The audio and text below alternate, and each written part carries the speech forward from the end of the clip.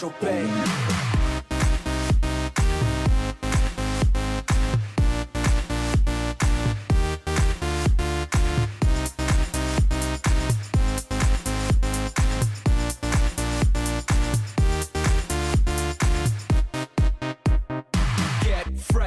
Stay fly, get the jet, I gotta stay high, high up like a la la la. Ain't nothing here that my money can't buy. Dolce, Gucci, and Louis V. Yak so big I could live in the sea. You for real? You can't see me in these. Bonjour à tous et bienvenue au magazine de Talucine. Aujourd'hui au sommaire, deuxième partie du tronc commun La Gravenne, le Fénadou.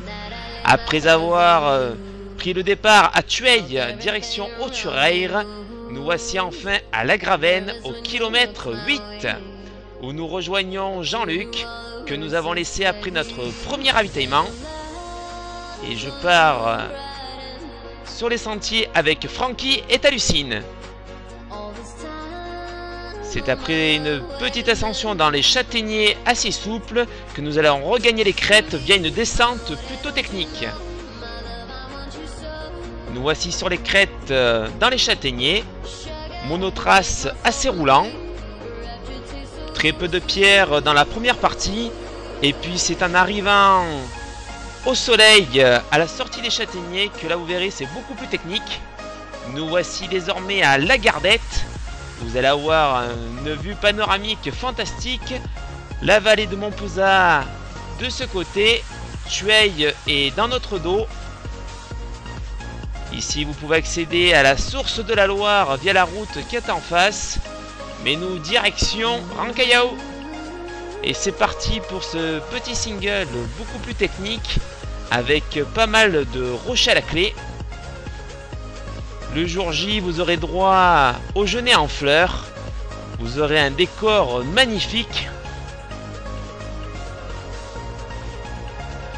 Allez, direction Rancayao. Et nous voici enfin au kilomètre 10,5 à Rancayao. Nous venons de traverser le monotrace que nous apercevons en face le long des crêtes, histoire de souffler un petit peu avec les amis avant de poursuivre le parcours.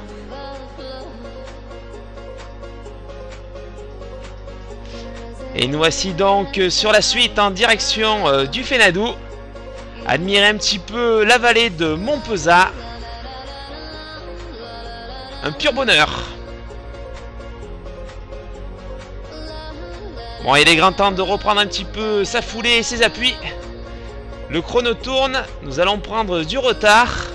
Alors vous allez voir que ce petit single est dans les genêts, avec pas mal d'herbe. Les appuis sont assez couverts. Et nous voici enfin au Fénadou, à gauche le 20 km et à droite le 53. C'est ainsi que se partagent les deux parcours. Si vous partez direction du 20, vous allez d'abord passer à Gaucheran, puis la Croix de Bridge, avant de regagner la vallée via un chemin ferré dans les châtaigniers, pour regagner bien entendu le village de Tueil et la fameuse arrivée au parc du Château de Blou. En revanche, si vous choisissez le 53 km, direction le plateau de Chaumienne, pour regagner Mayres, la fameuse vallée de la source de l'Ardèche, puis fantastique ascension en direction du col des Pergères.